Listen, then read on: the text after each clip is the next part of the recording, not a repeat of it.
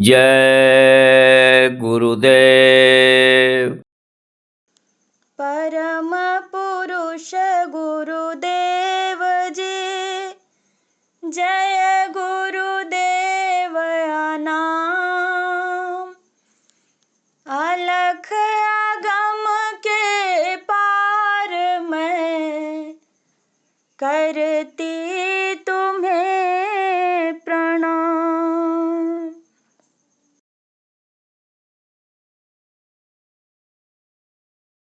मेरा अंतर तिमिर मिटाओ, सतगुरु ज्योत से ज्योत जलाओ। मेरा अंतर तिमिर मिटाओ, सतगुरु ज्योत से ज्योत जलाओ। हे योगेश्वर, हे परमेश्वर, हे योगेश्वर, हे परमेश्वर, कृपा दृष्टि बरसाओ, सतगुरु ज्योत से ज्योत जलाओ।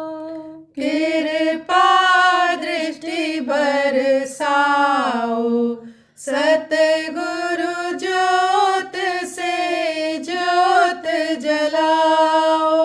हम बालक तेरे द्वार पे आए, हम बालक तेरे द्वार पे आए। मंगल दरस कराओ, सतगुरु ज्योत से ज्योत जलाओ। मंगल दरस कराओ, सतगुरु ज्योत से ज्योत जलाओ। अंतर में युग युग से सोई, अंतर में युग युग से सोई। चित शक्ति को जगाओ, सतगुरु ज्योत से ज्योत जलाओ। चित शक्ति को जगाओ, सतगुरु ज्योत से ज्योत जलाओ। साची ज्योत जले हृदय में, साची ज्योत जले हृदय में। सोहम नाद जगाओ, सतगुरु ज्योत से ज्योत जलाओ। सोहम नाद जगाओ, सतगुरु ज्योत से ज्योत जलाओ। शीश झुकाए करे तेरी आरती, शीश झुकाए करे तेरी आरती। प्रेम सुधा बरसाओ, सतगुरु ज्योत से ज्योत जलाओ। प्रेम सुधा बरसाओ, सतगुरु ज्योत से ज्योत जलाओ। जीवन में परमात्मा विनाशी, जीवन में परमात्मा विनाशी। चरणन शरण लगाओ, सतगुरु ज्योत से ज्योत जलाओ। चरणन शरण लगाओ, सत सतगुरु ज्योत से ज्योत जलाओ, मेरी अंतरति मेरे मिटाओ। सतगुरु ज्योत से ज्योत जलाओ, मेरे अंतरति मेरे मिटाओ। सतगुरु ज्योत से ज्योत जलाओ। जय गुरुदेव, जय गुरुदेव।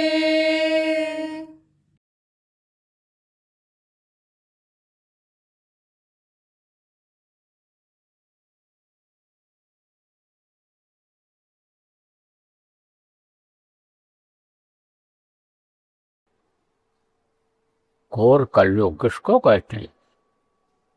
जब ज्यादा असर किसी चीज का हो जाता है तब उसको घोर कहते हैं। जैसे कहते हैं घनघोर बारिश हो रही है, बहुत तेज बारिश होती है। जब घनघोर बादल घिरा हुआ है, घनघोर अंधेरी है, तो कलयुग का प्रभाव बहुत दिखाई पड़ रहा है। पहले जब यह कलयुग लगा था तब उस समय पर त्रेता का असर था, लेकिन अब धीरे धीरे इसका असर बढ़ता चला जा रहा है। और कलयुग तो ये चाहता है कि हमारा युग रहे और हमारे अनुसार ही लोग चलें और ये जीव सब कलयुगी हो जाएं और ये फंस जाएं, नरकों 84 में चले जाएं। इसीलिए अब कलयुग युग को दुनिया बनाने वाले ने बनाया है।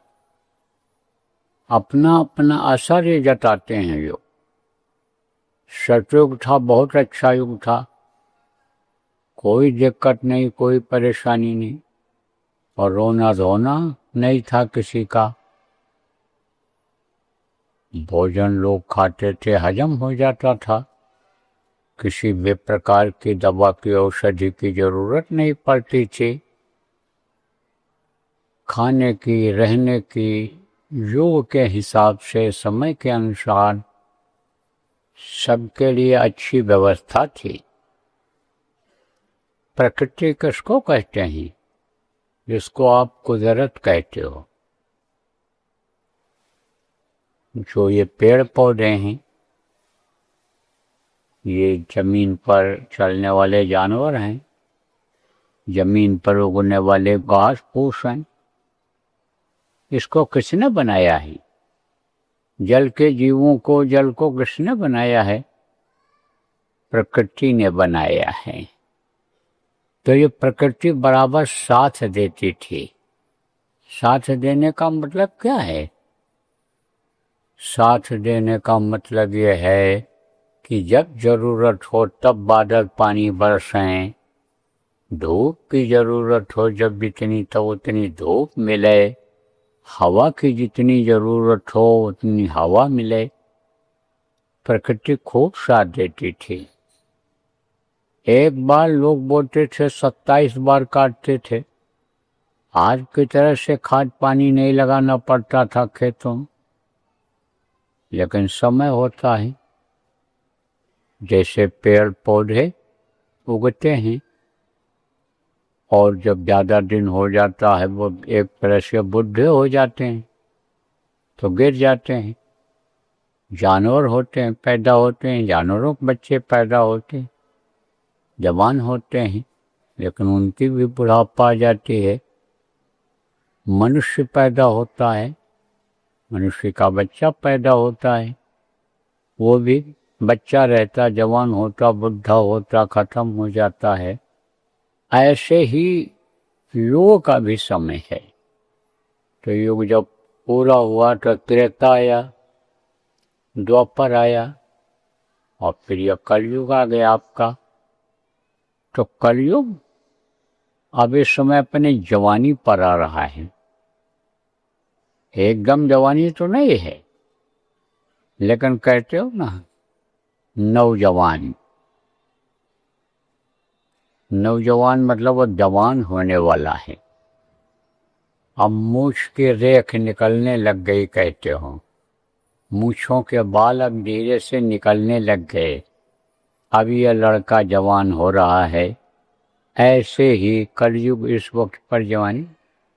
कलयुग का कहना क्या है कि दीमक चढ़ जाएं ग्रंथों को, ब्राह्मण पर्तियां तोड़ें, बधिक हो जाएं क्षत्रियगण, शूद्र सेवा से मुख मोड़ें, सूखे नदियाँ धंसे पर्वत, विजय तब हमारी। देखो अब बहुत सी भाषा हो गई, बहुत सी जातियां हो गई, बहुत से यानी इस दुनिया में देश बन गए, जिला बन गए, बनते चले जा रहे हैं, तहसीलें बनती चली जा रही हैं। पहले ऐसा नहीं था। पहले के समय में आप ये समझो कि एक ही भाषा थी, एक ही जाति थी, एक ही धर्म था शुरू में। तो उस समय पर जब इधर वर्ण व्यवस्था बनी उसके बारे में, तो 4 वर्ण ये बनाए गए। 4 वर्ण किसको कहते हैं? ब्राह्मण जो उच्च वर्ग में आते हैं, क्षत्रिय भी उच्च वर्ग में आते हैं, वैश्य मध्यम वर्ग में आते हैं, और शूद्र ये छोटे वर्ग में आते हैं। तो ये 4 जातियां बनाई गई थी। तो ये हुआ कि भाई ये जो कहा गया है ये आज की बात तो है नहीं, ये तो पहले की बात है। तो उस समय पर कलयुग का कहना क्या था कि ये ग्रंथ किसको कहते हैं? धार्मिक किताबें, जिसमें बहुत अच्छी अच्छी बातें लिखी हुई थी, और उन बातों को जब सुना दिया जाता है, बता दिया जाता है, और उन बातों को लोग समझ लेते हैं और करने लगते हैं उसी हिसाब से, तब यह हाय हत्या खत्म हो जाती है। बीमारियां घर में नहीं आती हैं, लड़ाई झगड़ा या और तरह का टेंशन यह नहीं होता है।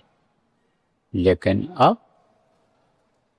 जो पहले के समय में जगह जगह पर कथा भागवत लोग सुनाते रहते थे, प्रवचन होता रहता था, लोगों को शिक्षा मिलती थी, उसके अनुसार चलते थे। अब वो कहाँ हो रहा है? अब नहीं हो पा रहा है। तो कहा दीमक चढ़ जाए ग्रंथों को, ग्रंथ को दीमक खा जाएंगी। दीमक किसको कहते हैं? दीमक एक प्रकार का कीड़ा होता है जो फसल को खा जाता है, कपड़े को खा जाता है, किताब को खा जाता है, लकड़ी तक खा जाता है, लग जाता है। ऐसे आपने देखा होगा, मिट्टी जैसा होता है देखने में, उसके अंदर कीड़े होते हैं। तो कहा यह दीमक खा जाएंगे ग्रंथों को, किताबों को। कोई पलटने वाला देखने वाला नहीं रहेगा, उसका कोई ग्राहक नहीं रहेगा, उसका कोई जानकार नहीं रह जाएगा कलयुग में। तो जब कोई जानकार नहीं रहेगा या सुनाएगा नहीं, बताएगा नहीं, तो लोग भटक जाएंगे। अब देखो बहुत भटकाव हो रहा है, तरह तरह का भटकाव हो गया। आदमी सुख के लिए कोशिश करता है, लेकिन सुख के बदले में दुख आ जाता है, परेशानी आ जाती है। कारण क्या है? कारण यही है कि प्रवचन नहीं मिलता है, सत्संग नहीं मिलता है, कि जैसे से भटकाव आ जाता है। तो कहा दीमक चढ़ जाए ग्रंथों को, और ब्राह्मण पर्तियां तोड़ें। ब्राह्मणों का काम क्या था? उपदेश करना। उपदेश माने यही सत्संग सुनाना, जगह जगह जा कर के लोगों को समझाना, बताना, बिगड़े हुए लोगों को सुधरने का रास्ता बताना, ये सब उनका काम था। पढ़ करके ग्रंथों को और साधना करते थे, और साधना के द्वारा जो अंदर में उनके अंदर शक्ति आती थी, उस शक्ति से लोगों का काम किया करते थे, लोगों को रास्ता बताया करते थे, लोगों के दुख को दूर किया करते थे। लेकिन अब वो क्या करने लग जाएंगे? खेत को जोतने लग जाएंगे, खेती करने लग जाएंगे, अनाज पैदा करने लग जाएंगे। जो वैश्यों का काम था कि लोगों को अन्न समझो, खाओ और खिलाओ, वो काम ये करने लग जाएंगे। बधिक हो जाए क्षत्रियगण। क्षत्रिय किसको कहते हैं? कि जो रक्षा करता है। किसकी रक्षा करता है? लोगों की रक्षा करता है, जीवों की रक्षा करता है। कि जैसे आप देखते हो, ये सिपाही लोग होते हैं, फोर्स वाले होते हैं, ये किस लिए नौकरी में भर्ती किए जाते हैं? कि जनता की रखवाली करो, जनता की रक्षा करो, जनता को रास्ते पर चलाओ, रास्ता दिखाओ, इनकी मदद करो, इसीलिए इनकी भर्ती की जाती है। इसी तरह से क्षत्रियों का काम था। तो क्षत्रिय बधिक हो जाए, क्षत्रियगण, क्षत्रिय लोग बधिक हो जाएंगे। बधिक माने ये जो हिंसा हत्या करते हैं, जीवों को मारते हैं, काटते हैं, पशु और पक्षी को काटते मारते हैं, वो क्या कहलाते हैं? बधिक, हिंसक। वो हिंसा करते हैं, हिंसा माने मार काट करते हैं। तो बधिक हो जाएं क्षत्रिय लोग। ऐसे लोग देखो गोली चलाते हैं, चाकू मार देते हैं, करते। और शूद्र सेवा से मुख मोड़ें। इसका काम सेवा का था, और वो सेवा करना नहीं चाहते हैं। वो ऊंची जगह पर रहना चाहते हैं। ऊंची जगह का यानी समझो कि योग्यता नहीं है, जानकारी नहीं है, तो सब अपने अपने रास्ते से भटक गए। सूखे नदियाँ, नदी सूखने लगेगी। नदी किस लिए बनी थी? कि पानी इसमें रहे, पशु पक्षी इसमें नहाए, आदमी नहाए। नदी कोई रोकती है कि चिड़िया इसमें न नहाए? कोई पशु न नहाए, आदमी न नहाए, औरत न नहाए, बच्चा न नहाए, कोई भी नहाए, कोई भी पानी पिए, कोई भी अपने खेत की सिंचाई करे। लेकिन कलयुग की नदियाँ सूख जाएंगी। सूखे नदियाँ, धंसे पर्वत। देखो जगह जगह आपको पर्वत के धंसने के, जमीन के धंसने की खबर लग रही है। तो यह कलयुग का कहना था। तब कहा विजय तब हमारी हो, तब उसकी विजय होगी। ऐसे समय में प्रेमियों देखो, सत्संग बहुत जरूरी है। सत्संग सुनने से जानकारी होती है, और सत्संग सुनने से और सत्संग वचनों के पालन करने से कलयुग का असर खत्म होता है। आप यह है कि सत्संग अगर नहीं सुनोगे, बच्चों को नहीं सुनाओगे, परिवार वालों को नहीं सुनाओगे, तो कलयुगी हो जाएंगे। और ये भी लिखा पढ़ी में है, ये बात सत्य भी है कि क्यों एक युग हमेशा नहीं रहता है, युग बदलता रहता है, और युग के बीच में युग आ जाता है।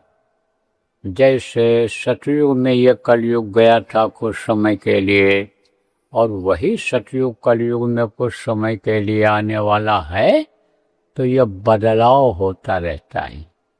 अब ये भी आपको बता दें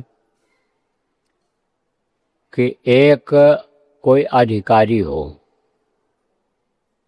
अब जब वो अपने कुर्सी से हटेगा तभी तो दूसरा अधिकारी उस पर बैठ पाएगा। एक राजा गद्दी पर बैठता है, उस जगह का मालिक है, राजा है। जब वो हटेगा अपने आप हट जाए या हटा दिया जाए, तब तो दूसरा बैठेगा। तो कलयुग की जगह पर राज्य करने के लिए सतयुग आने वाला है, और कलयुग हटना नहीं चाहेगा, और सतयुग बैठने के लिए कुर्सी पर आ जाएगा। उसका समय हो रहा है, गद्दी पर बैठने के लिए, राज्य करने के लिए आ जाएगा। तो दोनों में हो गई लड़ाई, और लड़ाई में बहुत लोग मर जाएंगे, पिस जाएंगे। और जो लड़ाई में मरता है, अकाल मृत्यु में जाता। अकाल मृत्यु किसको कहते हैं? उम्र पूरी किए हुए जो बीच में खत्म हो जाता, मर जाता है, वो अकाल मृत्यु में जाता है। तो अकाल मृत्यु वाले सब प्रेत योनि में चले जाते हैं। देखो इस समय प्रेत वो क्यों ज़्यादा बढ़ रहे हैं? क्योंकि आदमी को मार दे रहा है, काट दे रहा है, जानवरों को मार काट रहे हैं लोग, बहुत हिंसा हत्या हो रही है। तो प्रेतों की संख्या बढ़ती चली जा रही है। और यही हाल अगर रहा तो एक एक आदमी के ऊपर जब 10-10 भूत सवार होंगे तो जल्दी वो चलेंगे?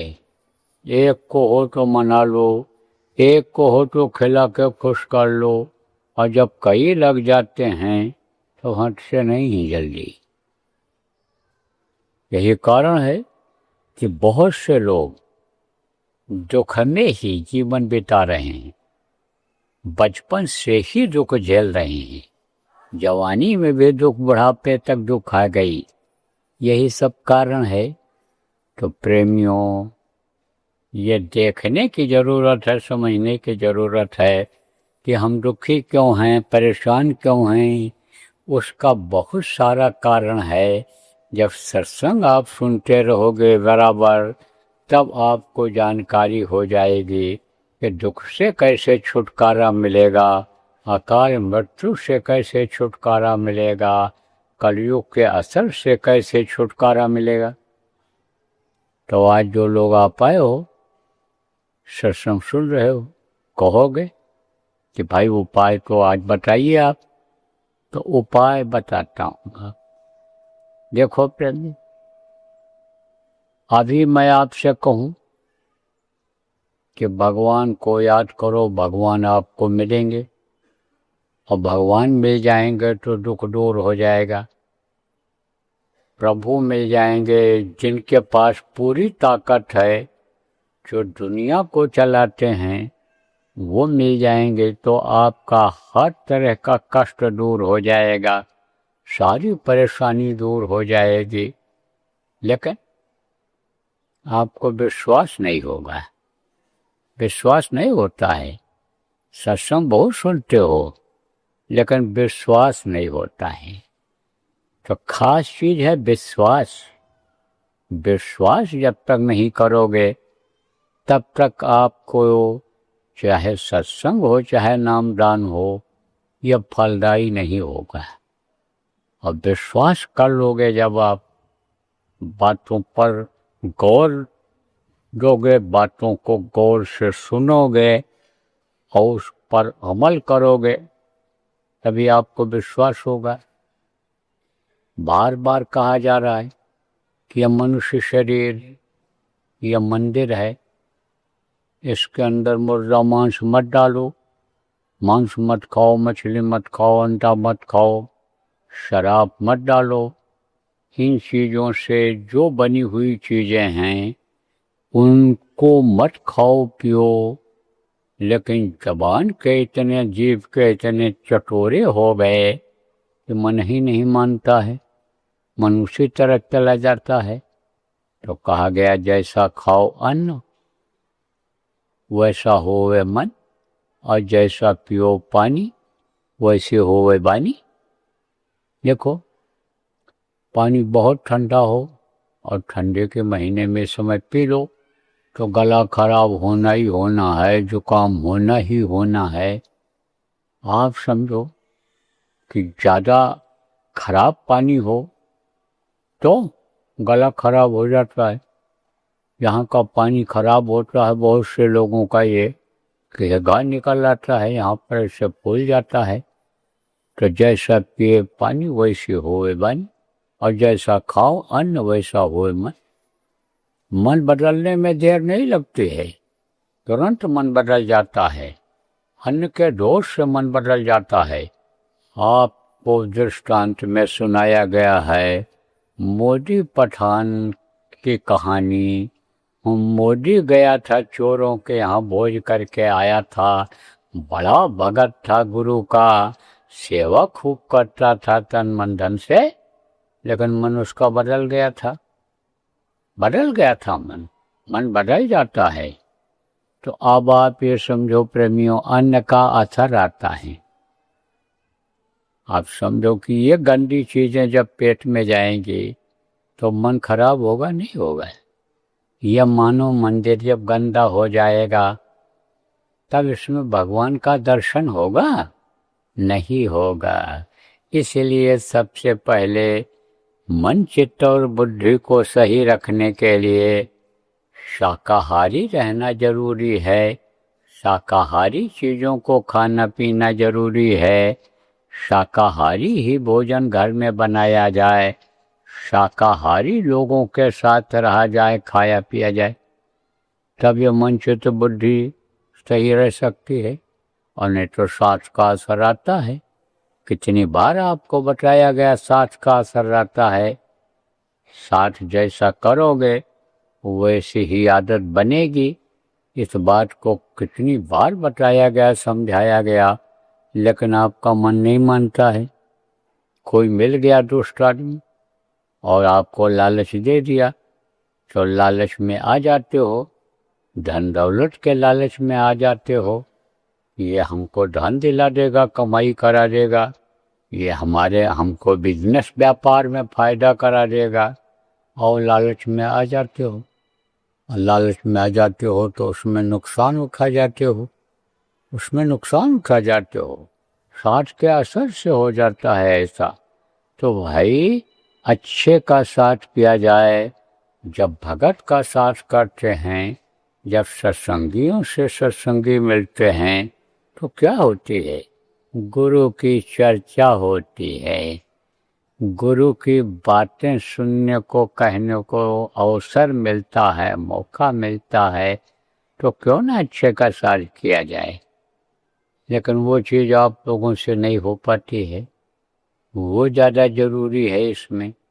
जब इन सब चीज़ों को करोगे, खान पान सही रखोगे, चाल चलन यानी चरित्र को अपने सही रखोगे, नहीं तो गलत आदमियों के, व्यभिचारियों के साथ पड़ गए तो बुद्धि खराब कर देता है। कितनी भी सती औरत हो, लेकिन व्यभिचारी का साथ अगर हो गया तो उसके अंदर भी अवगुण बुराइयां आ ही जाती हैं। इसलिए हमेशा होशियार रहना चाहिए इस समाज में, इन अनेक लोगों के बीच में, दुनियादारों के बीच में। जहाँ पर आप लोग रहते हो, जिनके साथ उठना बैठना रहता है, ध्यान नहीं देते हो, उनके साथ खाना पीना भी कर लेते हो, नौकरी साथ में करते हो, व्यापार से संबंध है, आपको बड़े होशियारी से रहने की जरूरत है। तब आपका मन सही रहेगा, तब आपका चित्त चिंतन करेगा, तब आप भजन कर पाओगे, तब आपके अंदर भक्ति आएगी। और जब भक्ति आ जाएगी, भजन करने लग जाओगे, तब प्रभु का दर्शन इसी मनुष्य शरीर में, इसी मंदिर में होने लग जाएगा। तो अभी तो आपको कठिन लग रहा है, लेकिन जब होने लग जाएगा, जब भगवान मिल जाएगा, प्रभु मिल जाएगा, तब आप कहोगे बहुत आसान है। थोड़ा सा मन ने साथ दे दिया और चित्त जो गलत चिंतन करता है सही चिंतन करने लग गया तो काम बन जाएगा। पल में परलय होता है, कहा गया, पल भर में लय हो जाओ।